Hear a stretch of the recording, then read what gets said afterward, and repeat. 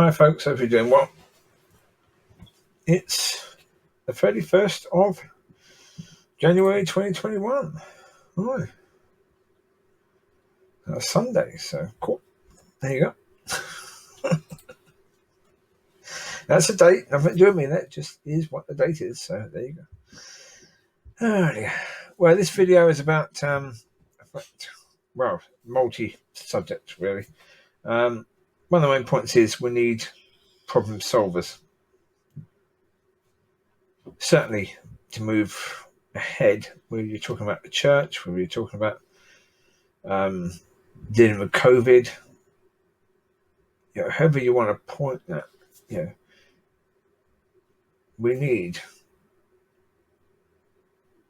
to have people that can help to solve the problems within society rather than the problem creators, because we've got too many problem creators right now.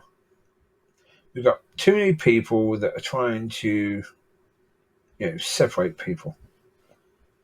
Oh, you support trans, oh, but you don't. Oh, and you support Black Lives Matter, but of course you don't, not completely, so therefore you don't support it at all. All that sort of stuff. And it's like, oh, come on. Even that, supporting Black Lives Matter, is that going to solve the problems in America? No, not really. Not if that's it. You need to do so much more than just voice your support for Black Lives Matter. That's only the beginning. That's not really a problem-solving exercise. That's a problem-highlighting exercise at most, which itself is really a problem creator. Well, because obviously if you're simply highlighting the problem that, the police are racist, and that's it, you're not taking any responsibility for the situation yourselves. It's just police are racist, they just want to hurt us and kill us, which just isn't true. But then, you've created just another problem, really. It means that actually examining the real issues are going to take longer to do because you just put another blockage in the way. Same with the church. Church needs to have problem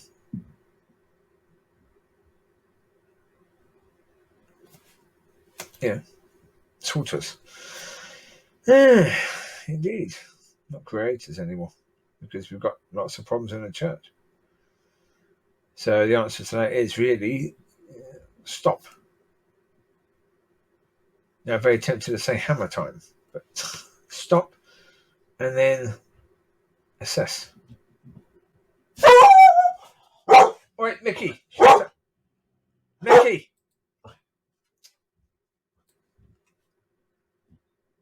That's Micky. Sometimes he's got a very, very deep bark. Sometimes it's a very pitched.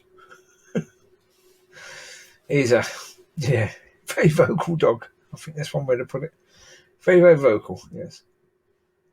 But you need to assess what is of God and what isn't. Anything not of God in the church, get rid of it.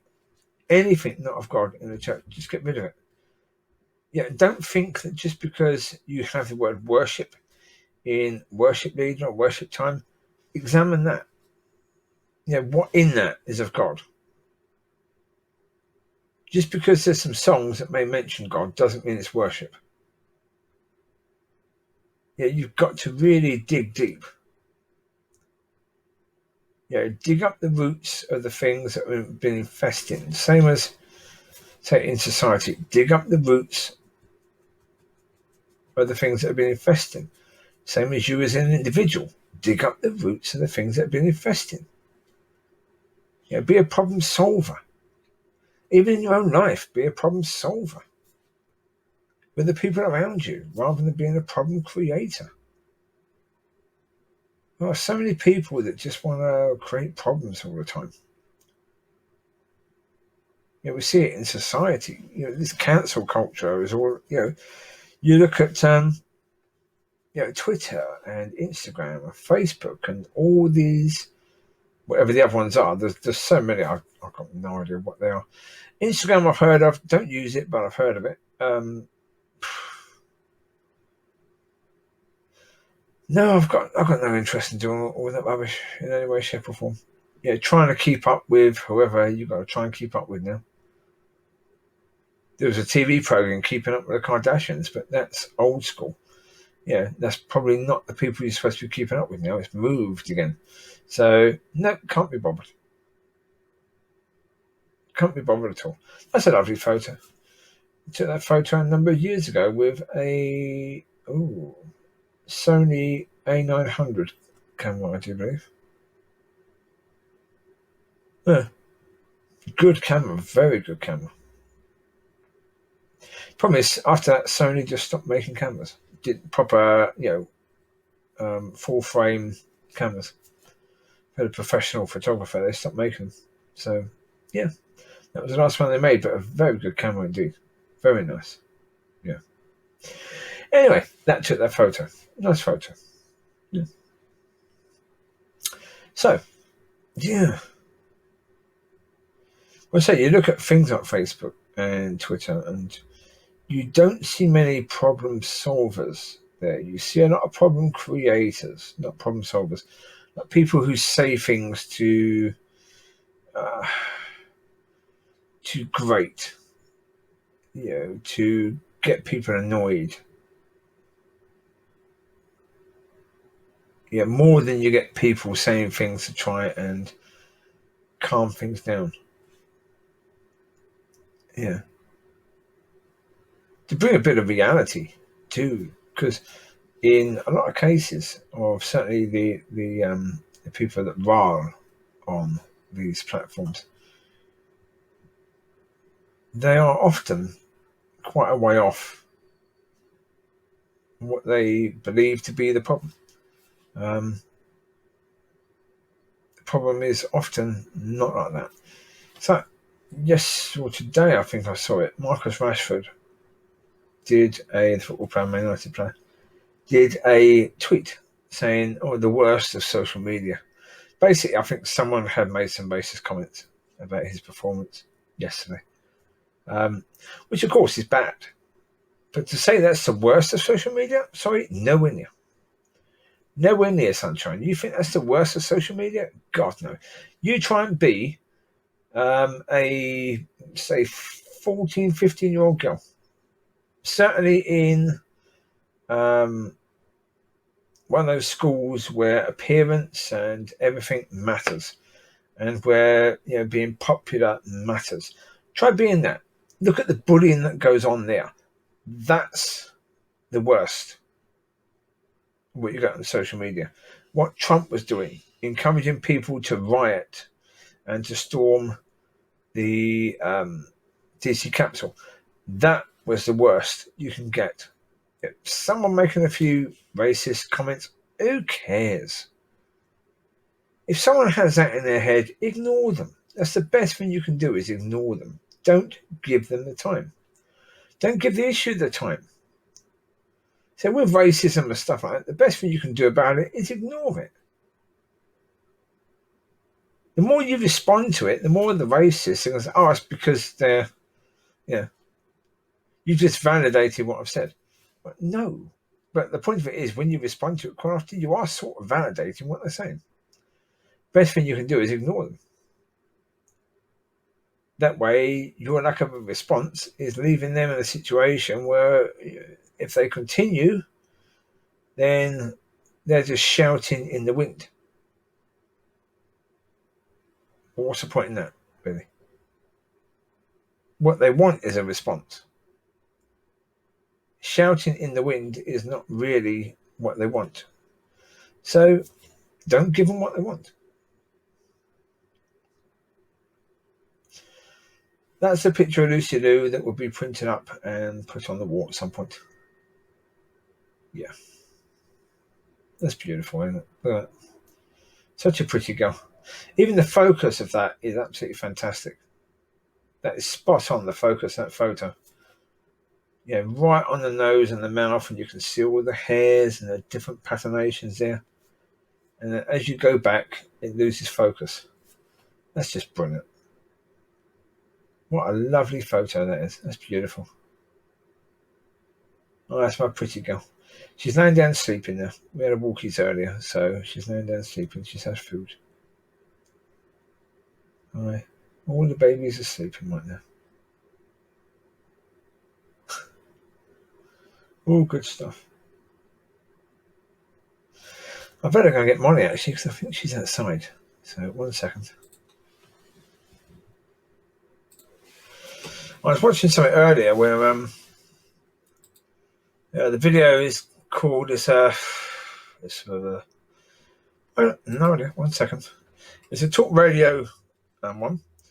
It's called "I Ran Out of Money 6 weeks ago," and you've also got 3 women who are speaking about their experiences of COVID, and I think each of them, if I'm not mistaken, I could very well be mistaken. I listened to the first one, didn't listen to the second one, really, but I think by the looks of it, they're all struggling.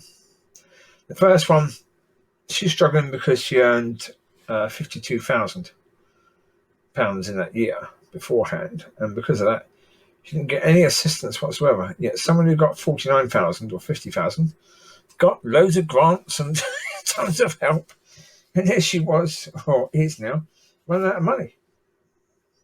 She's like, excuse me, 52,000 isn't that much. You talk about a year and that's your savings.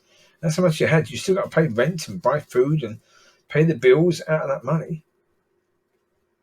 That's £1,000 a week. So there you go. We've had a year with basically no work.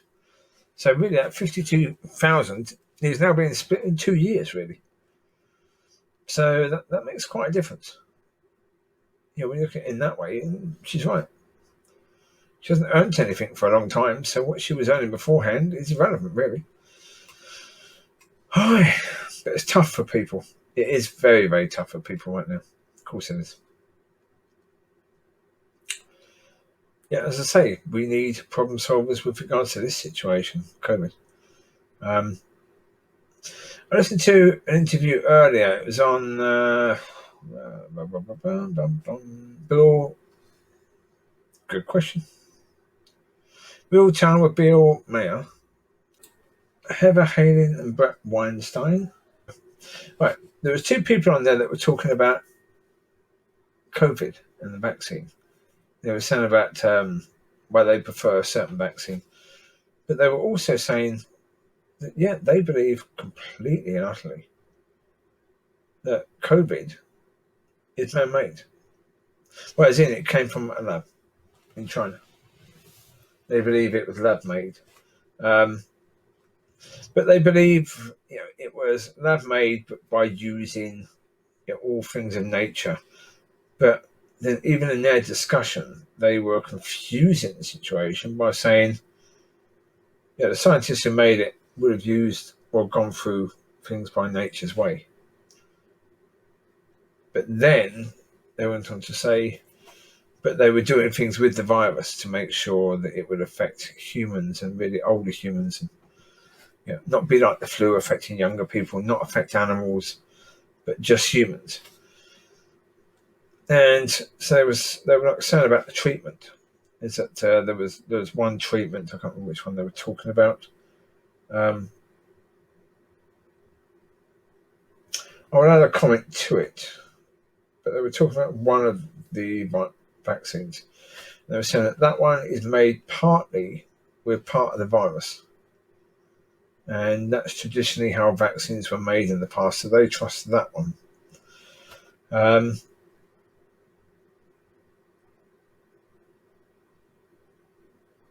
But as I say, that's an issue, isn't it?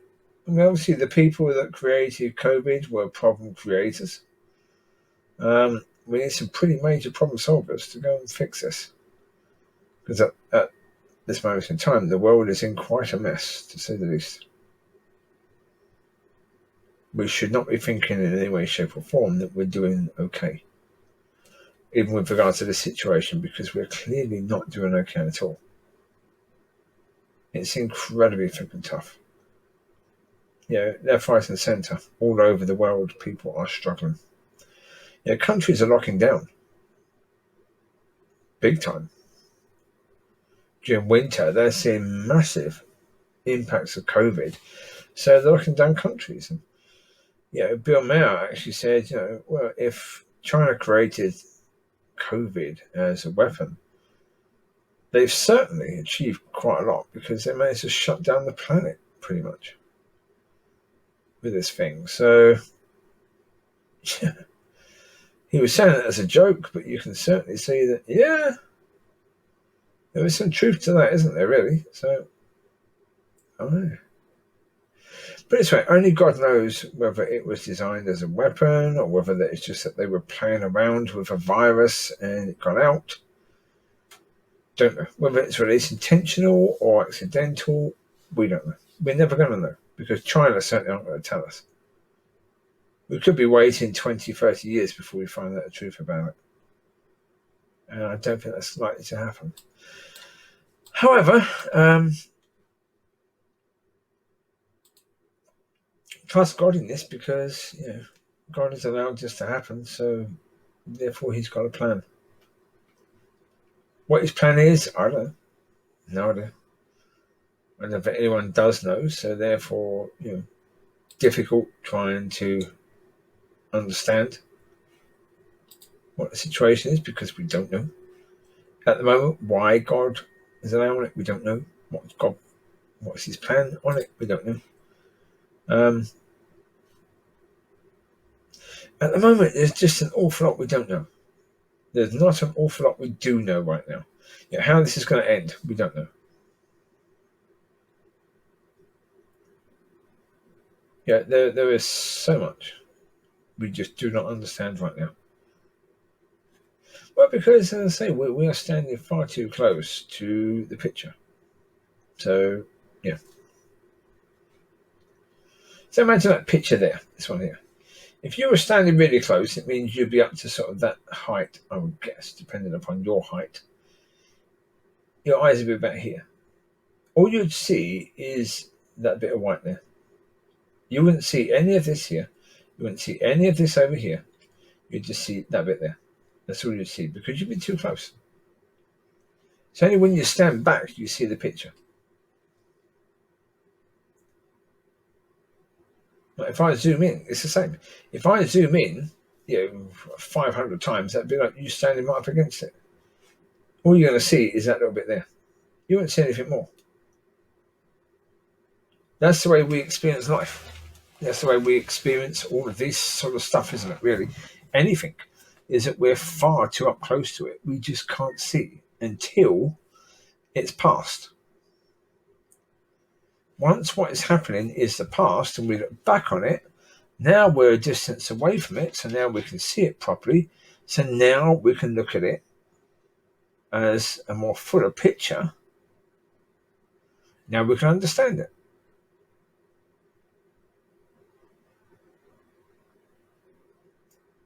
That's life. While you're living it, you can't understand it. You can't see it. You can't often make any sense of it at all. Not until you're in a situation where you're out of it.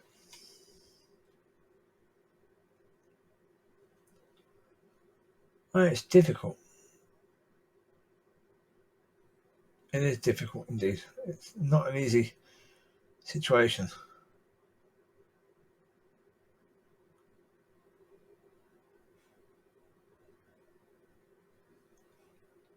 Aye.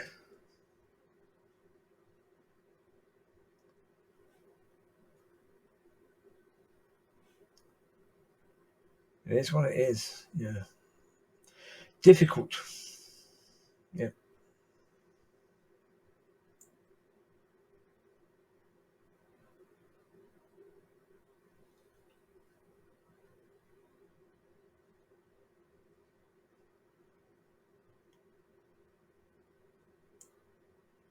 Anyway, so yeah.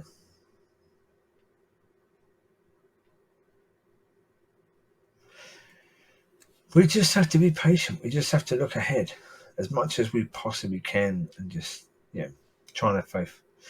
That's what really is the difference between Christians and non-Christians. Faith. Yeah. Well, faith, repentance, and a degree of hope. How much hope will depend upon your level of faith, I suppose. You know, and what you've been through. Sometimes if you've been through a lot and you come through it, you'll have more hope. Other times, if you've been through a lot and you come through it, you'll have less hope because you're still suffering the consequences of that. But in the end, you'll have more hope than someone who is not saved. So that should carry you through. That's why, as I say, be real with people, because in the end, that's what you're going to do. You've got to be real with people because people need to see that hope and that faith in practice. People need to see you walking that out, especially those who aren't saved. They need to see you walking that out, and that's not easy because, quite often, even when you're actually walking it out, they don't want to see it. They need to see it, but they don't want to see it, so they choose not to. Unless it's completely, utterly obvious right in their face, they don't see it. So these are one of the things that can be frustrating, of course. Yeah, there's a lot right now. I mean, that, I suppose, is one of the key words right now, frustrating. It is frustrating. But one thing, impatience, frustrating, these are the things that happen throughout all of nature just before birth.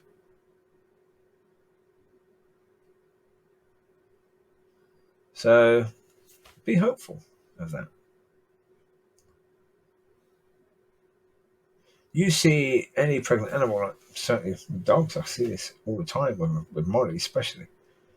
When she's near to the point where she's going to get birth, she gets all huffy and puffy, or whiny. She's ready.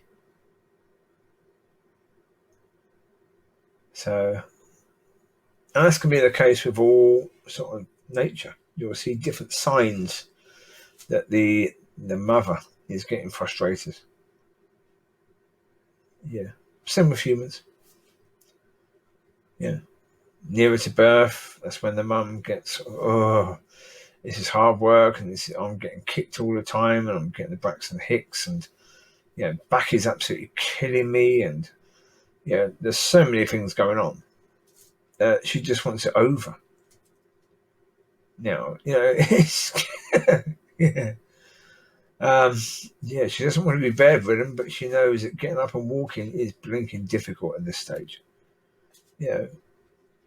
So, she just wants to live. Nice thing, Micky Moo has got out of his bed and gone and laid on the floor, quite close, within a metre of Lucy and Riley, which is good. He's gone to sleep closer to the pack. So that's good. Little signs that he's progressing. He's getting there. Aye. Another thing I was going to say, that just briefly, is that I do now, certainly more than ever before, find it so much more difficult to understand people and why people do the things they do, say the things they say, etc., etc., etc. I don't understand it. More so now than ever before. I've sort of tried to explain that when you start walking and being honest, start walking is the most honest thing, because am I walking according to the kingdom? No. So, little bits. So I've started walking according to the kingdom in little bits. But when you start to do that, suddenly it's more and more impossible to understand. those who aren't saved now. And not just those who aren't saved, but those who aren't walking according to the kingdom. Because even when you're talking to Christians, it's going to be very difficult to understand them now, because you're trying to see things from a different point of view and live and walk according to a different point of view than even them. And so, yeah, bizarre. It is quite bizarre. Definitely feel now in the world, but not of it. And it's weird. It is quite weird indeed. So, but that's good. Although, I still do things that are of the world on a regular basis. So, I'm not in the world, but not of it completely. I still sin, and sin is of the world. That's the reality. Sin is of the world. It's not of God's kingdom. Which is why sin can't inherit God's kingdom. Sin can't go in there. So that's why if you've got sin that's unrepented, you can't get to heaven. That's why, because sin does not belong in God's kingdom. It belongs in the world, in this kingdom. This is where it belongs. So, when you sin, it means you're acting according to the world rather than according to God's kingdom.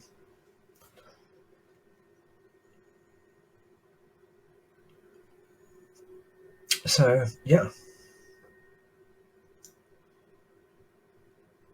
Right. Indeed, folks. So, yeah. Try and be a problem solver. Certainly as we go forward. Try and be one of those people that can be a problem solver rather than a problem creator.